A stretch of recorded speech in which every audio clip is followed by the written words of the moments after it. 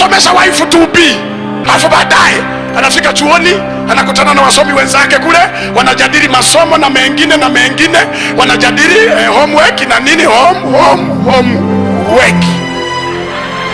Alafu baadaye unaanza anakuambia kwanzia leo usinitambue, kwanzia leo mimi na mtu wangu, mimi nimekusomesha. Anasema yeye nakushukuru kwa msaada. Unaanza jamani, kamba iko wapi, ufanyeje? So nakupa 1000 zingine wakachukua kwa wazazi wako, ili siku akiingia mitini akakimbia useme nenda kwa amani ya Bwana. Hata kama amelipa fees zingine ya kangapi, it is normal. Sikuwa nakula mtoto wangu miaka yote, sikuwa namkula miaka yote, kwa namkula bure. Yeah, so we should have our responsibility. We sit aside that na actually boy child kama hiyo alifanya makosa yake. Mtazamo wangu, kwa mtazamo wangu, Elvis kama angekuwa mwaminifu kwa bibi yake, aseme mimi hii pesa ya kupeleka nao mwanamke mwingine barabarani shule na kumsupport, I will support my wife, I will support my family. Forgot to mention a lady called Mercy Claire, who an estranged lover poured an acid on her face, Madam Speaker. While we thank former Governor Mike Sonko for standing with her, it is unfortunate, and I want to appeal to all men. Ukiachwa, achika. That is the point, that Madam Speaker, if you have left, there is no need to destroy the face of a beautiful girl, Madam Speaker. Even if you paid school fees. Who told you to pay school fees? Are you the parent?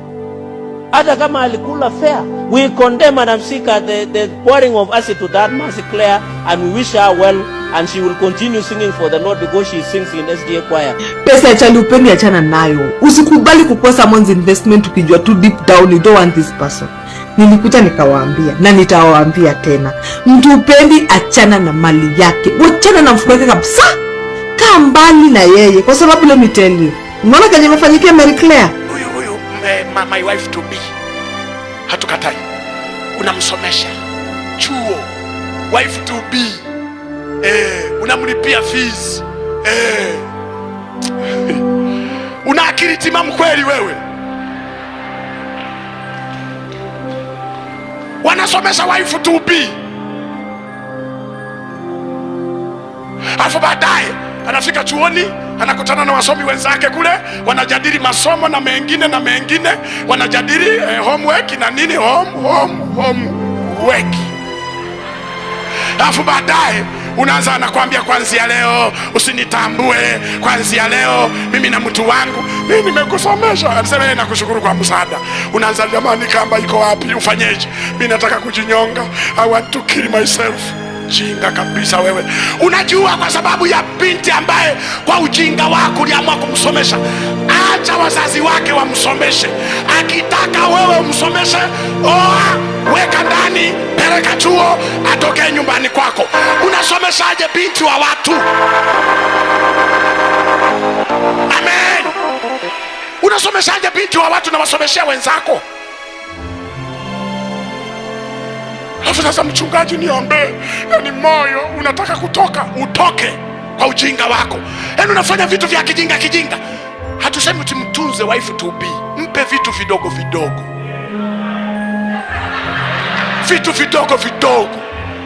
Amen. Nataka kusuka nywele za shilingi ngapi? 1000. Za 500 sawa, za 1000 sawa, lakini hizo nyingi hizo nakupa 1000 zingine wakachukua kwa wazazi wako, ili siku akiingia mitini akakimbia useme nenda kwa amani ya Bwana. 1000 hainiumi, 500 hainiumi, hivyo vingine haviniumi, nenda kwa amani. Sasa unalipa fees ya chuo kikuu.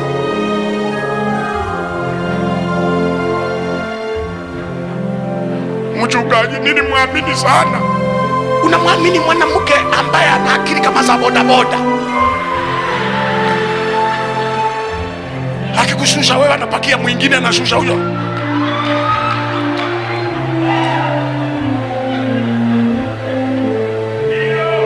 Mimi bora nijue. Unajua unaenda wapi?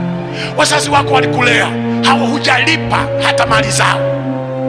walikusomesha, hujalipa hata fizi zao, unakuja kujiua kwa kibiti ulichokutana nacho chuoni. I'm always for the oppressed. Kama sasa unaona huyu Elvis tunasikia ni officer wa NSIS. So me I thought he was using office yake vibaya. Hata kama amelipa fees sijui miaka ngapi, it is normal. Silikuwa unakula mtoto wenyewe hiyo miaka yote. Silikuwa unamkula miaka yote, kwa unamkula bure. Yeah. So we should have our responsibility. Mimi sita side that na ati boy child kama sio alifanya makosa yake. Leta makosa boy child nitaichapa. Unaona na repeat kila saa. Kwa hivyo tuache mambo mingi. There is a girl who is in pain today, sababu hata macho iko shida, sura imechomeka, na angeavoid hata angeitana family, baba alikuwa anaitana na family. Hii ndio kwa mtazamo wangu, kwa mtazamo wangu, Elvis kama angekuwa mwaminifu kwa bibi yake, aseme mimi hii pesa ya kupeleka nao mwanamke mwingine barabarani shule na kumsupport, I will support my wife, I will support my family, then angejipata akiwa ako heartbroken, akiwa betrayed, akiwa injured, akiwa confused, amepoteza mind, anafanya vitu za kiajabu kwa barabara kutupia mwanamke asili. So in other words, hizi ni matokeo, result ya dhambi. Very simple. There is no better way you can address this situation. You may run away from it, you may ignore this, you may rule this out, but that is the truth and you cannot bury the truth. Claire kama angesema mimi sitatongozwa na bwana ya mtu, sitatongozwa na bwana ya mtu, hangejipata mali kama hapo. Na Claire kama angesema sitatongozwa na bwana ya mtu and I will be faithful to the man, nitakuwa mwaminifu kwa mwanaume mwenye, sitaweka ujanja. Ati sasa umeshapelekwa shule unakuwa na ujanja ya kuruka ya kusema mimi you are not my class nini bana. My friend, let me tell you something, watu wana handle vitu tofauti tofauti. So if you are a woman na umeshatongozwa na mtu amekupea pesa yake na amestruggle na amefanya nini, amekupeleka shule, stay with that person. Wewe hii mambo yako ya kuruka, wewe unaruka unaenda wapi? That person will be, huyo mtu you don't know what they will do. So all these things ni matunda ya dhambi.